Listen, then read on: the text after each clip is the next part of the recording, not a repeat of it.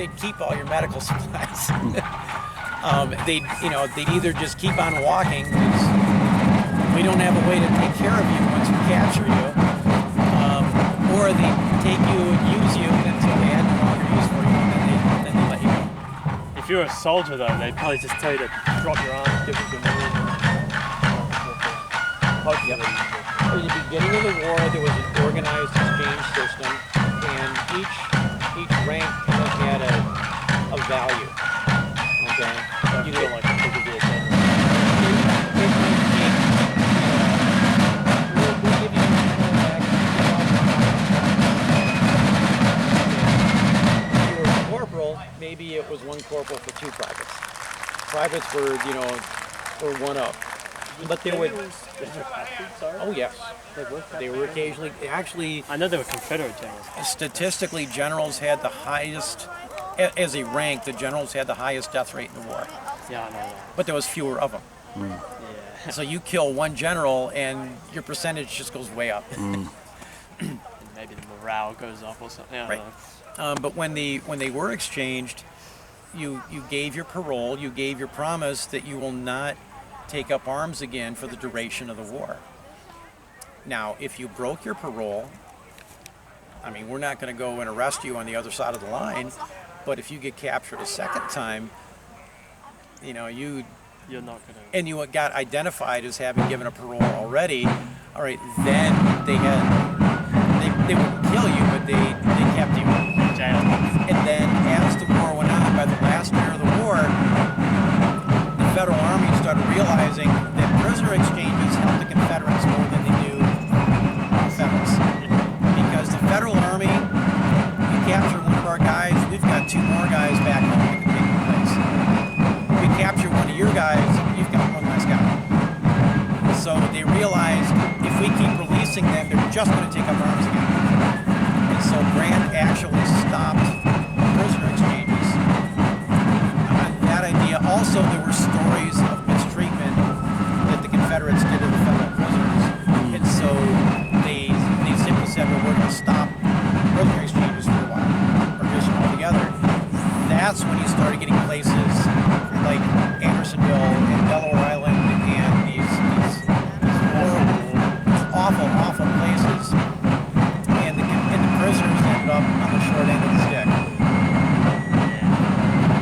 We had a bunch of theirs, they had a bunch of ours, but the exchange system broke down.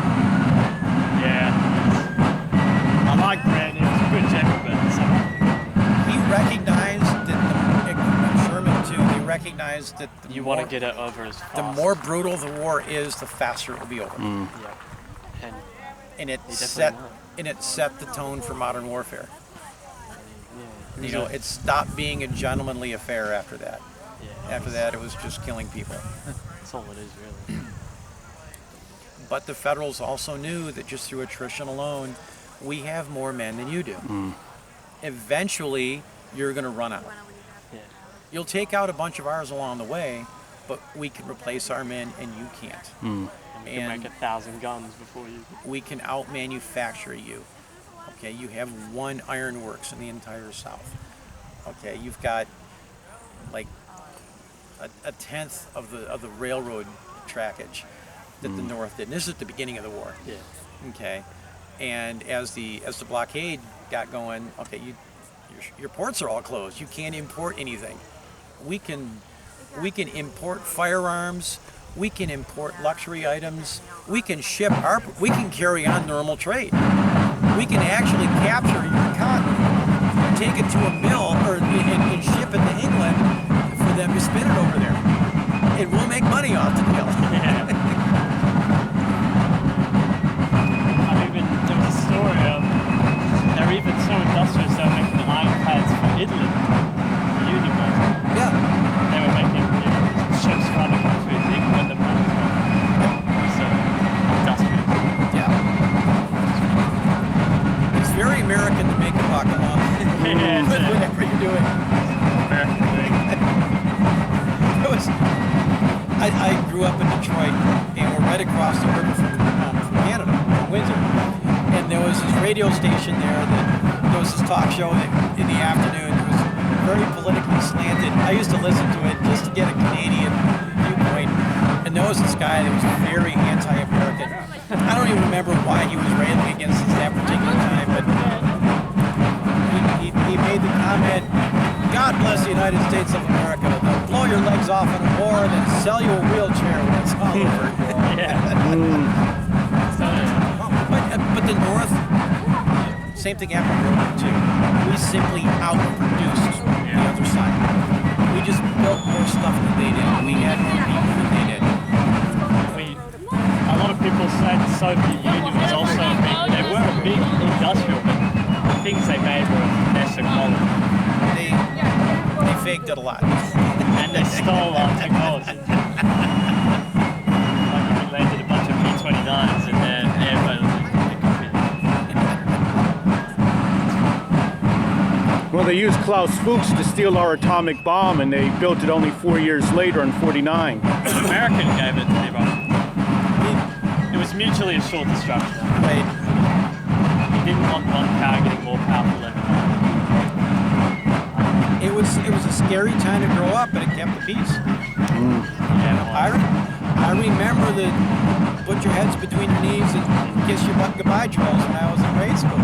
And I remember being 6 years old, sitting under my desk, crouched down, thinking, this is a dumb idea. No, I went to one of these big, old, massive, brown brick schools and probably could have withstood a direct hit anyway, but I thought we're all going to die in a fireball. What does it matter if we're sitting up eating lunch or bent down, So duck and cover was just a dumb idea, but it made you feel like you were doing something. But I grew up thinking we're going to die in a nuclear fireball. The only question is when.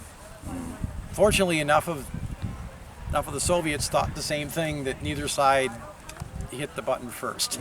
Mutually assured destruction. Yep.